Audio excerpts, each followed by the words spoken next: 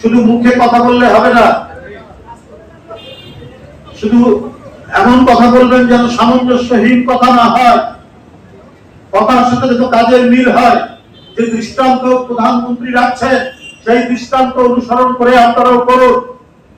শুধু মুখে বলে দিলেন আপনারা সিন্ডিকেট করবো না, এই করবো না, হতে দিব না, কিন্তু সেটা মানুষ চাক্ষুষ প্রমাণ চায়। এলপিজি সিলিন্ডার নিয়ে, সবজি নিয়ে, আপনার সবজির বাজার নিয়ে, চাল নিয়ে কেউ যদি কিছু না করতে পারে তার জন্য বাজারে ইন্টারভেনশন সহ দ্রুত গতিতে আইন শৃঙ্খলা বাহিনী কাজ করবে এবং যাদের নামে ন্যূনতম পাওয়া যাবে তাদেরকে আইনের আওতায় নিয়ে এসে শাস্তির ব্যবস্থা করতে হবে।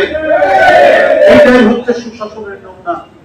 আজকে ইলিয়াস আলীরা আমাদের মধ্যে নেই, কিন্তু তারা একটা সুন্দর দেশ, একটি গণতান্ত্রিক দেশ প্রতিষ্ঠার অঙ্গীকার নিয়েই তো তারা আন্দোলন করতে গিয়ে শেখ হাসিনা অদৃশ্য করেছে।